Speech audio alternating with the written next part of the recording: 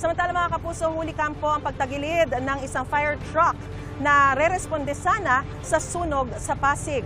Sugatan ang driver at kasama niyang fire volunteer. At ang buong detalye sa unang balita ni EJ Gomez.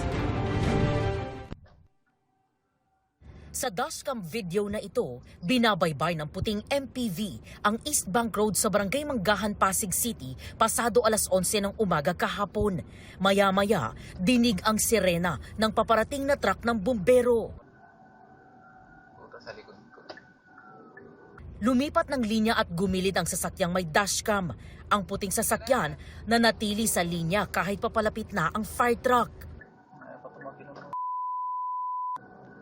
Tumabi ka na! Ilang saglit pa, isang motorsiklo ang makikitang mabilis nag-overtake sa sasakyang may dashcam at natapat sa puting MPV. Dito na sila inabot ng truck ng bumbero. Sinubukan ng fire truck na lumusot sa pagitan ng puting MPV at motorsiklo pero nawala na ito ng kontrol hanggang tumagilid sa kalsada. Ang motorsiklo at MPV, diretso lang ang takbo. Pagpunta ng mga tao namin doon, tumawag na yung fire truck. Ngayon, nagtanong-tanong kami doon kung paano tumawag. Sabi naman mga concerned citizen doon na may dalawang motor na iniwasan. Kaya yung pagkabig ng manubela ng fire truck, tumagilid na. May kargang tubig. Tumapon sa kalsada ang kargang tubig ng fire truck. Natunto ng GMA News ang 21 anyos na driver ng fire truck na residente ng Barangay de la Paz. Kwento niya, re-responde sana sila sa sunog sa Pasig nang mangyari ang insidente. Malayo pa lang po kasi rinig na po yung fire truck namin dahil maingay po, naka-full siren din ako. Ang assist ko po kasi dun sa SUV puti na nasa unahan ko, ang una po kasi is mabilis siya.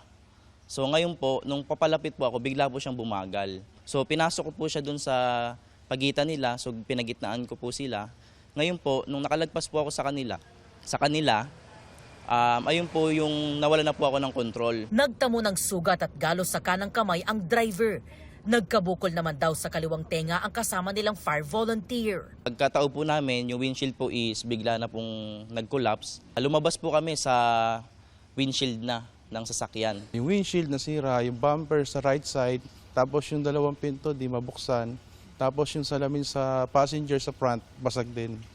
At saka yung bulb sa labasan ng pump, sira din. Pansamantala raw hindi magagamit sa fire rescue operations ang naaksidenteng fire truck.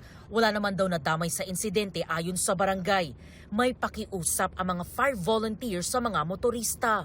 Para din sa lahat na once na may marinig kayong naka-emergency vehicles, pwede naman kayo mag-giveaway.